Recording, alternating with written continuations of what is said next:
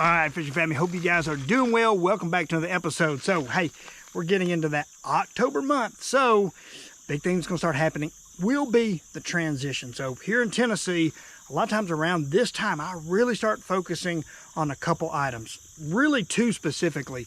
I'm gonna check high up in the creek. I'm gonna go to the headwaters, areas where I've been normally seeing fish all summer long. And as soon as I start noticing that I'm not seeing fish setting in pockets where they were during the summer months, that could be a good indicator that it's possible some of those fish have already started to make their migration downstream.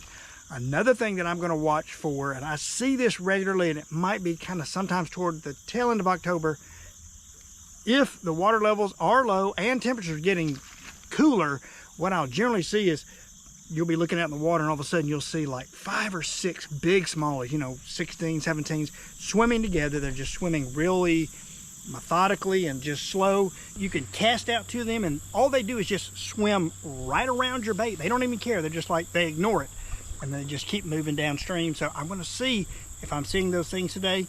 I think the fall transition has started in southern Kentucky already. So, all right, let's get to it.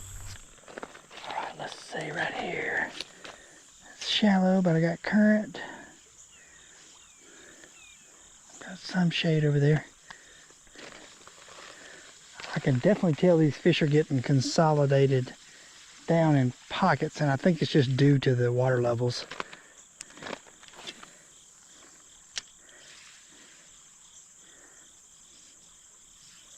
There was a bite.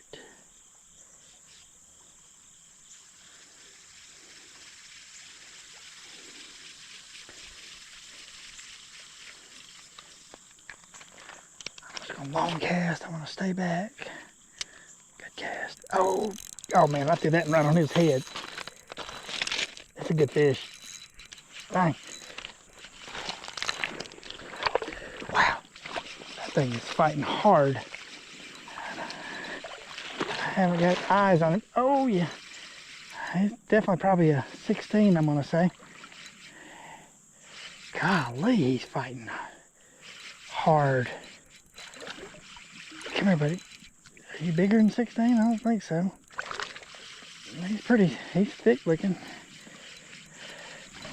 Doesn't have anybody following him.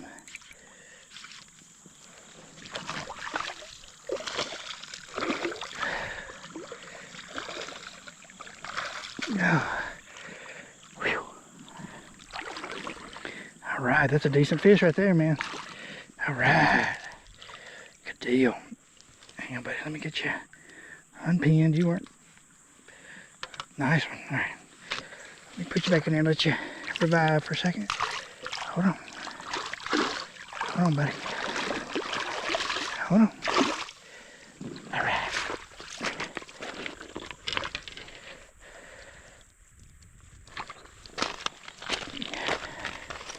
Very nice. All right. Starting out with that's a 16. Man, these little guys are fighting so hard. Wow.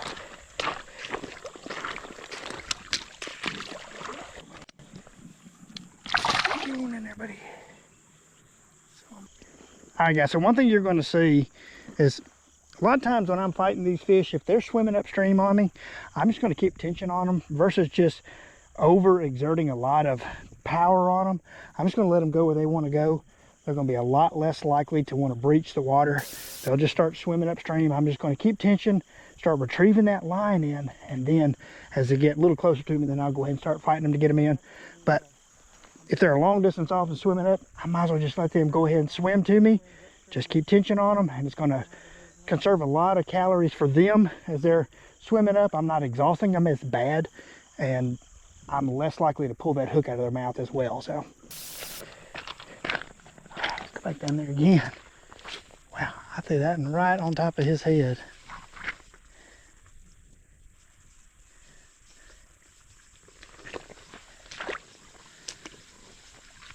And that was a hard fight for a 16-inch smallie. Man, that's what makes creek fishing so fun. Those guys just put up an absolute hard fight. And on this light powered rod, man, that just makes it even that much more fun.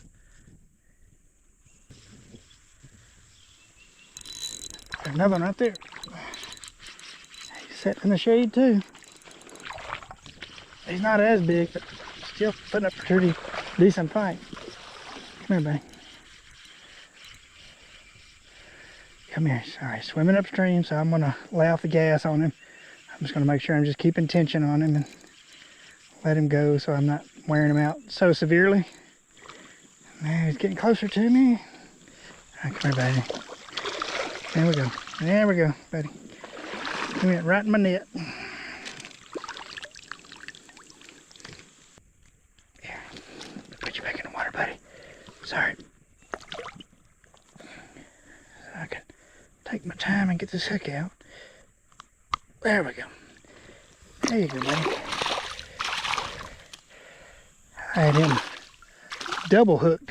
It was hooked through his mouth and then it was hooked back into that side plate. I could tell it wasn't wanting to move, so I wanted to be easy on it. I didn't want to just tear his mouth all to pieces. All right.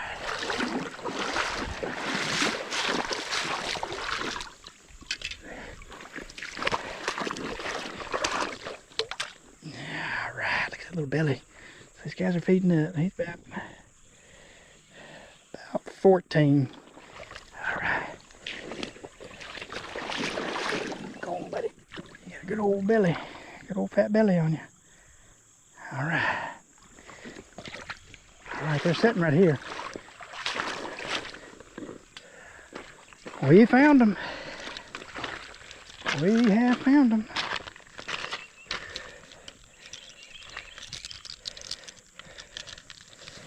That's one thing about these transition periods. If it's due to water depth and not necessarily temperature, then a lot of times in these creeks, if you can find these good areas where you got a little more depth than some of the other areas and current and shade, a lot of times it's very likely there's going to be a decent little concentration of them right there.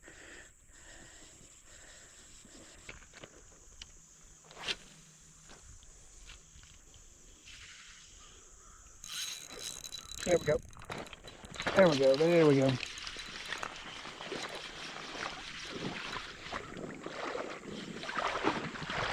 He's swimming upstream, so I'm just going to keep tension on him. Keep retrieving my line as he swims upstream. Keep him out of those limbs over there because he's trying to get in limbs. Get away from those limbs, buddy. All right, come on. He's not that big, but man, he's fighting hard. Stay down, buddy. All right, let's go. Come here. All right, come here, buddy. Land you real quick and get you right back in the water. All right.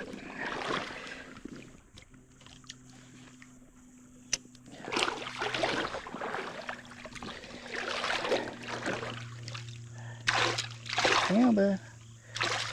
Get you unpinned real quick.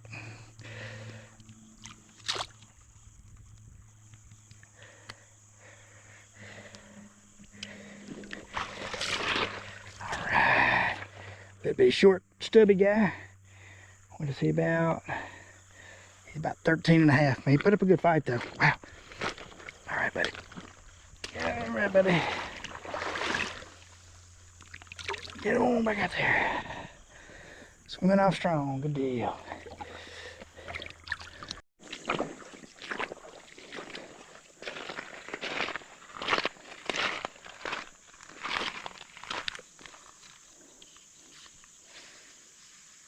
Another one hiding over here with him. This isn't real deep, but there should be a couple sitting in here, I would think. Once again, these lower water conditions, these bass don't have a lot of areas they can actually hide in. So if you find one, there should be a couple more in there with him.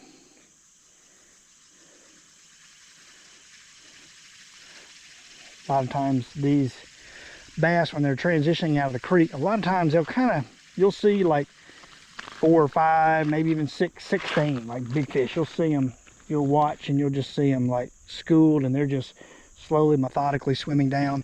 That's a good indicator for me that they are kind of transitioning. You just watch them. They're not swimming back and forth, but they're just continually going downstream. They're not expanding a lot of calories. A lot of times you can cast out in front of them and you'll see those bass just swim around your bait or your line, and they'll just keep making their way downstream. That's a good telltale sign that you've got a transition that's already starting, whether it's brought on by the lower water levels or the dropping temperatures. That's a really good telltale sign. Another good telltale sign for me is if I'm fishing headwaters around October and I'm used to seeing fish sitting in certain pockets where I can go in there and sight fish and see those fish swimming around.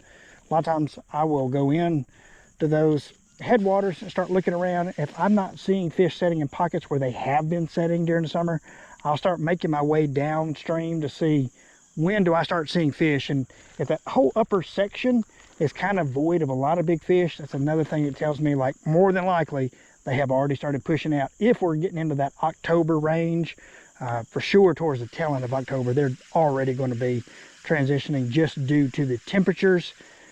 Now, once again, it's just that early transition might start happening if the water levels get low. Those fish just have to go ahead and move out. It's not necessarily the temperature that's forcing them out as much as it is just the depth that they no longer have in the creek. So they've got to have that depth for protection. All right, good deal. All right, let's keep moving on down.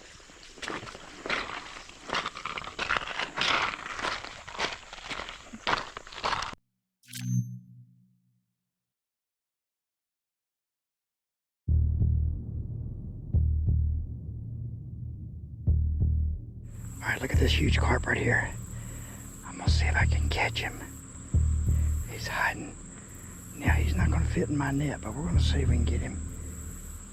My gut tells me no, but let's try. I'm gonna have to ease up on this guy really, really slow. Dude, this guy is like 24 inches or better. I think he's already spotting me. He probably smells me. He's probably like, this guy is coming at me with something.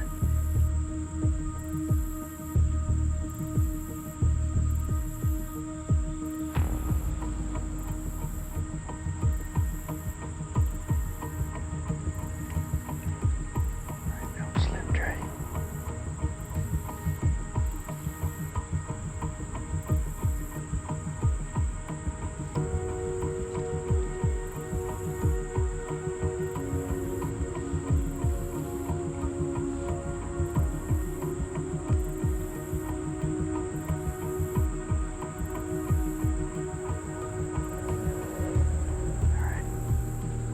To me. He's like, what is this? What is going on here? Let me get back under this.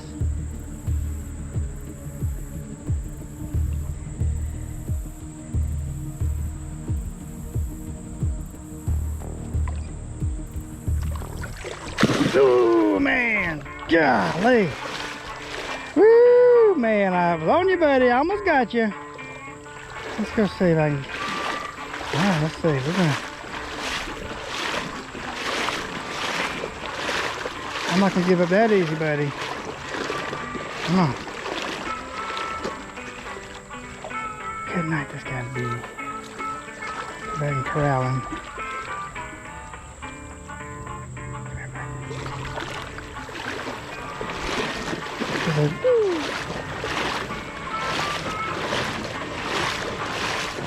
The only way I'm going to have a chance is I got to get this guy kind of over in a shallow spot.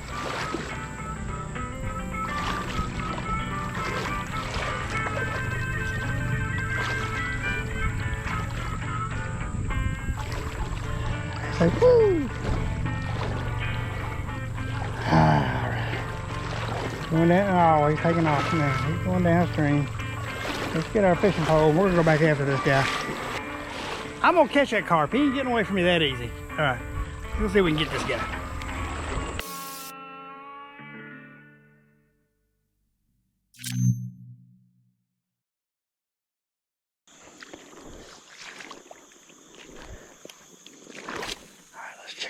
Shady spot.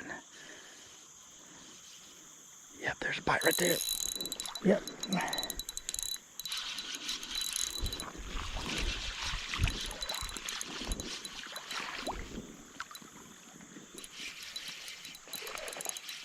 I think it's a pretty decent fish. I don't want to walk down too close to him. He's not really coming up towards me. Just want to keep him down. Here, back to me. Golly. These guys, I'm telling you, these fish in this stream are so strong. All right, there we go. We got him. All right. Get him back in the water.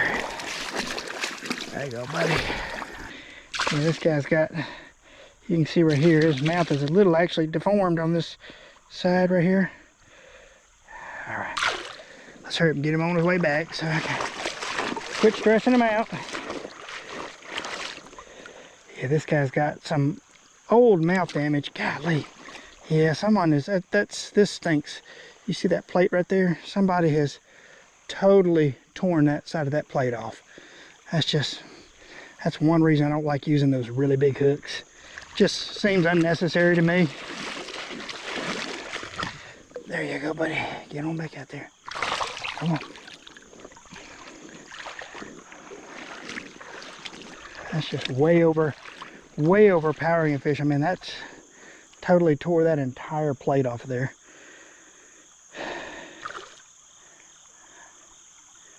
I hate seeing that. But he's eating. It's not affecting him, but I just hate to see their mouths get damaged like that. So that's another reason, me personally, why I use smaller gauge hooks. Just does a lot less damage, a lot easier hookup. As you guys can see, when you watch my hook sets, I'm not doing this hook set. I don't have to do all that. With that small gauge hook, all I have to do is just back pressure, keep it on, you know, keep the pressure on them. But a lot of times they're initially going to hook themselves just by their initial surge. They're so strong that really is all you need for the hook set. I'm just going to keep pressure on it and then just let them hook themselves. So then too, a lot easier getting that hook out. I'll even, on a lot of my hooks, will deaden the barbs just a little bit. I want enough there to keep them on there. I don't want to go full barbless, but I do want to deaden them down some, so it's a lot easier for me to get that hook out, and I'm doing a lot less damage on their mouth. So, all right, good job.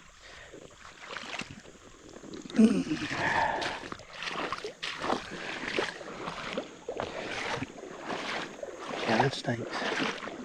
I mean, that takes quite a bit to tear that plate off. I mean, that's either a really big hook, just really laying into them with the hook set. I don't know. That plate is pretty hard on that side, so tearing that off is going to take a lot of effort.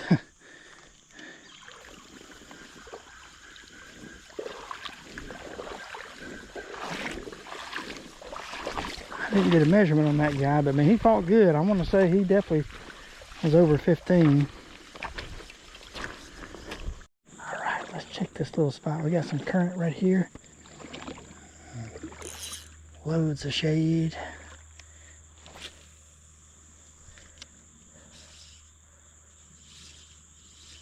Something hit it. There we go. Yep. It doesn't feel super big, but he hit it quick. All right, come here, bud. Come here, bud. Trying to gain ground on you. Swimming upstream. Come here. A little small though. There we go, buddy. Sorry, get you back in the water. Hang on. Real quick. All right, quit thrashing around, buddy. Oop. See a crawdad down your throat.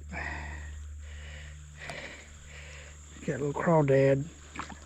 You see a little crawdad down in there? All right. Got him a crawdad.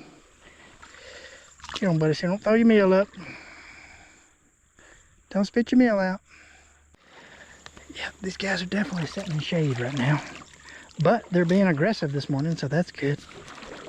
I'm not having to give them any lead time on the lure as far as when they bite it. I can pretty much go ahead and start applying pressure and set the hook. All right, we'll just keep walking down this bank. This all looks pretty good through here. Far side's got current flowing on it. And we got shade, so we should be able to pick up a couple more right here, I think.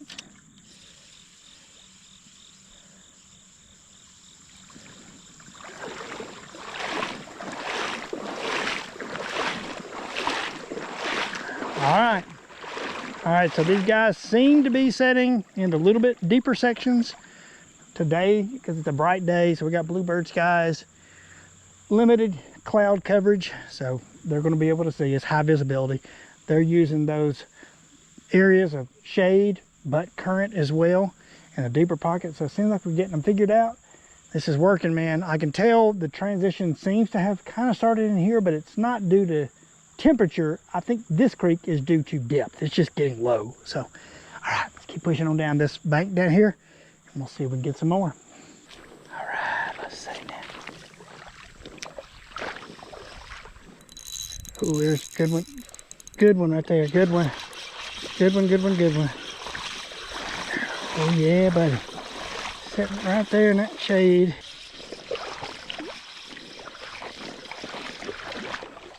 Come here, buddy. Come here, buddy. All right. Hurry up and get you back on your way. Oh, no. Yeah, these guys are definitely... Hang on. Ease it out, buddy. Ease that out.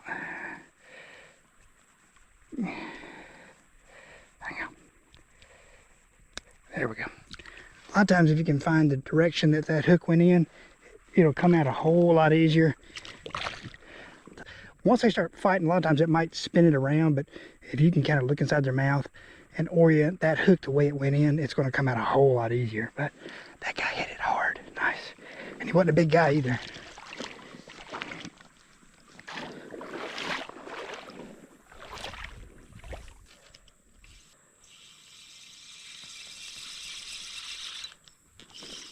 Well, oh, he come back and got it. Oh, that was a big fish. That was a big fish. He didn't give me another try. That was a big fish. That was over 16, easy. Golly, Trey.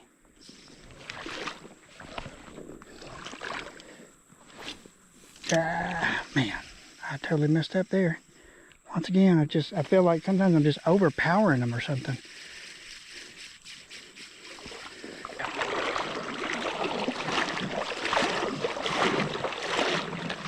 That was a good fish. That was the best of the day so far, for sure. And I messed up. And I messed up.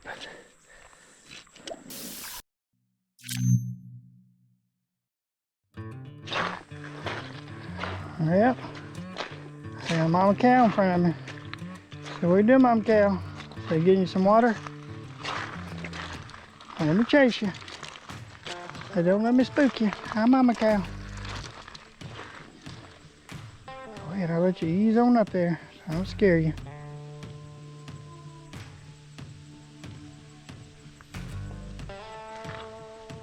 There we go. I won't scare them. I can get all the water they want. You thirsty, Mama? Were you thirsty, Mama? Hi, Mama.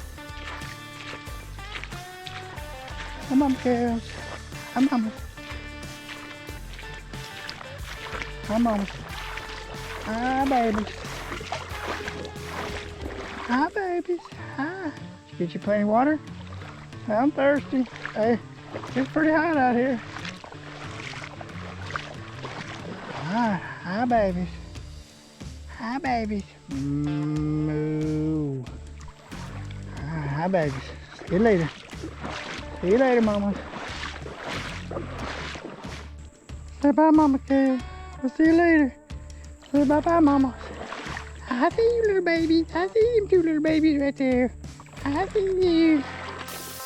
All right, fishing family, we're going to call it, man. I've done 10.2 miles today. I'm worn out. I'm gonna pack out all my gear, and I'm gonna pick up some trash on the way out. That way I don't have to hold my tripod and everything else, because I want to hold a big trash bag in one hand. So, all right, guys, I hope you've enjoyed this video. Thanks, guys, for tuning in. I appreciate it. And hey, until next time, grab your poles, call your buddies, get the best memories. Give us an elbow. All right, guys, I love you. We'll see you on the next video. Be safe.